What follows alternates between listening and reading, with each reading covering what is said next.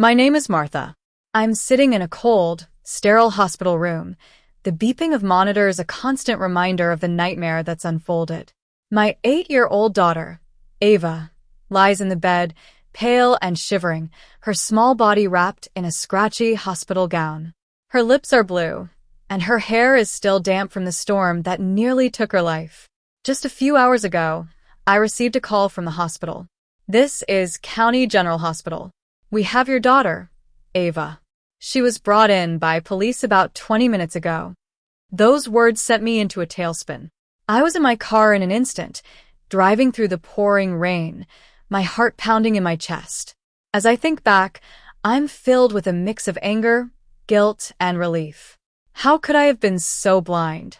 How could I have trusted the wrong people with the most precious thing in my life?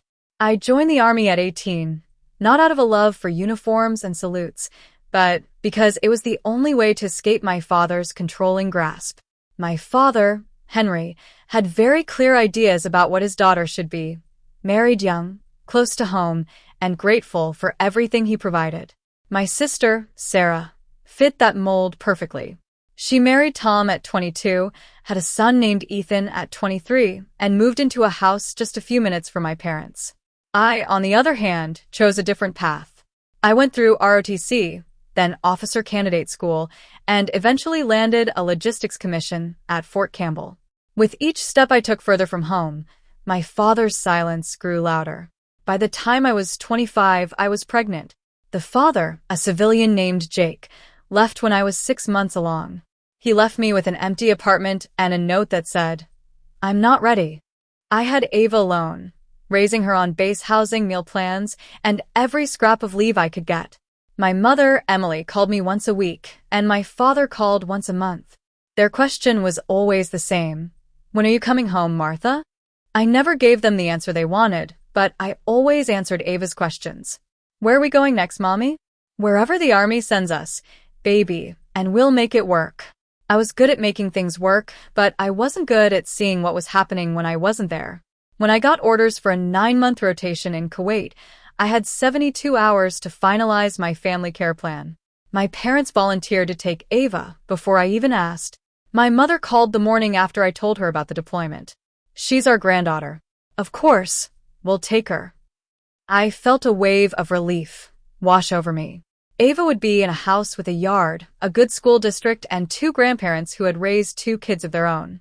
I signed the family care plan, designating Henry and Emily as Ava's temporary legal guardians. I set up an automatic transfer of $1,200 a month into their checking account for childcare, groceries, and school supplies. My father never mentioned the money, and I later found out he never told Sarah either. Ethan was practically living at my parents' house. He had his own bedroom, a toothbrush in the bathroom, and a drawer full of clothes. When Ava arrived with her suitcase, my mother put her in the guest room, a small room with a pull-out couch and no curtains. Ethan had a room filled with sports posters and a nightlight shaped like a spaceship. Ava had a couch that folded up. I didn't know any of this at the time. Ava didn't tell me, and when I asked my mother if Ava was settled, she said, "She's adjusting just fine." That was the first lie, and it wouldn't be the last. The night before I deployed, I sat on Ava's bed and pulled out a small card from my pocket. It was her military dependent ID, with her photo on the front, my name printed underneath, and an emergency contact number on the back. I clipped it to the inside pocket of her backpack. "What's that for?" she asked. "This tells anyone who finds you that you belong to me. No matter where I am, no matter how far away, if you show someone this card, they'll call your mom." She ran her fingers over the plastic. "Even if you're in another country?" "Even then." She was quiet for a moment. Then she said something that should have stopped me in my tracks. "What if Grandpa gets mad again?" "Again?" I sat down the water bottle I was packing and looked at her. "What do you mean again?" She picked at the edge of her blanket. "Nothing. He just gets loud sometimes." "Loud how?" "Like when Ethan breaks something and Grandpa thinks I did it. He yells, but then Grandma says, 'It's fine.'" I knelt in front of her. "Has Grandpa ever scared you?" She shrugged, that 8-year-old shrug that means yes but doesn't have the words to say it. I filed it away, telling myself I'd watch more carefully from overseas, that I'd ask my mother about it. I told myself that my father was strict, not dangerous, and that Ava was safe. I was wrong. Kuwait was hot, flat, and 18 hours ahead of Tennessee. My workdays were long, 12 to 14 hours managing supply routes for 3 forward operating bases. I scheduled my video calls for 6 o'clock in the morning local time, noon back home, because that was Ava's lunch break at school. But the calls never happened at school.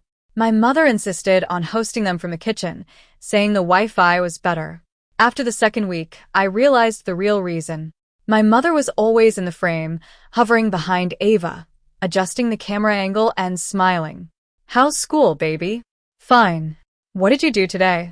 Stuff. Are you and Ethan getting along? She'd pause. I don't know. Ava used to talk for 20 minutes straight about the bugs she found, the kids in her class, and the birds that landed on the playground fence. Now she gave me single-word answers and looked past the camera like she was waiting for permission to leave. I tried asking my mother directly. Is something going on with Ava? She seems different. My mother waved her hand. She's adjusting. All kids do this when their routine changes. She just needs time. Can I talk to her alone next time without you in the room? The Wi-Fi is better in the kitchen, Martha. You know that. I didn't push it. I should have. 2 weeks later, I noticed something else. Ava stopped mentioning Ethan by name. It used to be, Ethan and I played in the yard, or Ethan showed me his baseball cards. Now there was just silence when I asked, You and Ethan doing okay?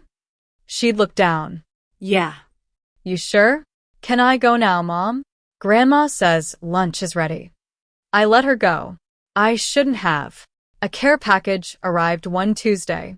It was a brown cardboard box with my mother's handwriting on the label. Inside were 2 bags of Ava's favorite gummy bears, a photo of her at a school event, and a folded piece of construction paper. I opened the drawing. On the left side of the page were stick figures, a tall man, a woman with curly hair, a smaller woman holding hands with a boy. They were all grouped together, smiling, in bright crayon colors. On the right side was one small figure, with brown hair, standing alone, no smile, and no one touching her. At the bottom, in careful child handwriting, it said, My family. I sat on my bunk and stared at the drawing for a long time. My daughter had drawn herself outside her own family. I called home immediately. My father answered. His voice had that edge it always did when I called during his evening shows. Is Ava there? She's upstairs. What do you want? I got a drawing from her. She drew the family and put herself off to the side alone. There was a silence, then a grunt. Kids draw nonsense. Martha, don't read into everything. She drew everyone else holding hands. She drew herself standing by herself. She's fine. Your mother takes good care of her. Maybe if you were here instead of playing soldier across the ocean, your daughter wouldn't draw sad pictures. He hung up. I pulled out a small notebook I kept in my footlocker, the kind with a hard green cover and an elastic band. I wrote the date, what he said, and what the drawing showed. Then I folded the drawing and slipped it into the breast pocket of my uniform. It stayed there for 4 months, against my chest, against my heart. I started paying attention to the details I'd been missing. Ava's school had an online portal for parents. I could see attendance records, teacher notes, and after-school pickup logs. I checked every morning before my shift. Ethan was picked up by my father every day at 3:15, like clockwork. Ava was enrolled in an after-school program and was picked up at 5:30. A different parent was listed for emergency contact. My mother, not my father. He didn't even put his name on her file. I called the school office. The receptionist was kind. Ava is doing well academically. She's quiet though, very quiet. Does someone pick her up? She's in the extended day program. Her grandmother picks her up around 5:30, sometimes closer to 6. Ethan leaves at 3:15. Ava waits 2 more hours every day. Ethan's birthday was in October. I saw photos on Sarah's social media.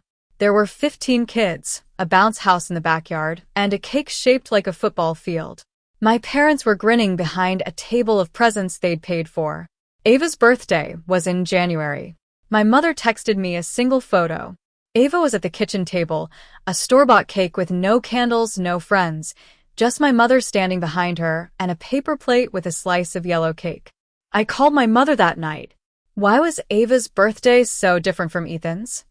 We already spent a lot this month, Martha, and Ava didn't want a big party. She's 8. What 8-year-old doesn't want a party? Ethan lives here full-time. Ava is temporary. The word temporary hit me like a knife.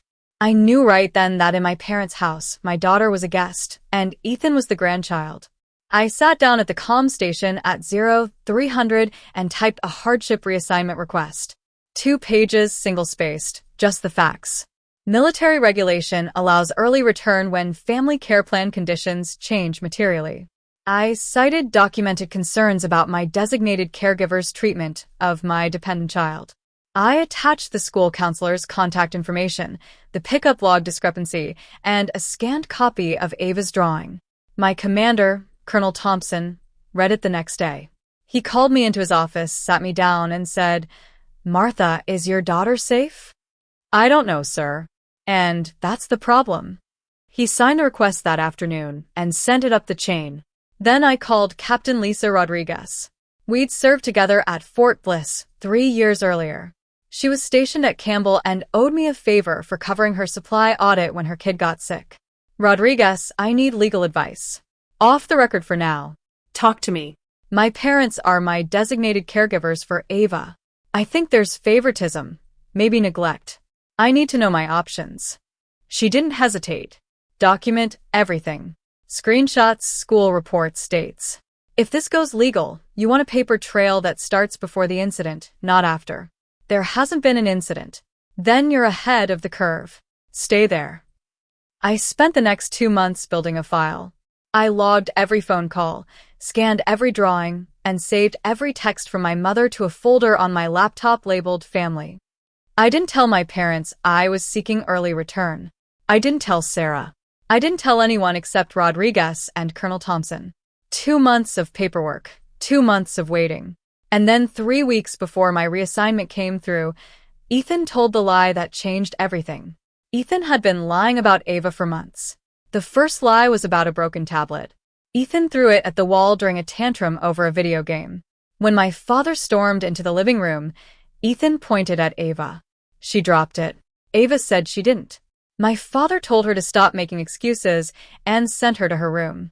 The second lie was about cookies. My mother baked a batch of chocolate chip cookies for Ethan's classroom party.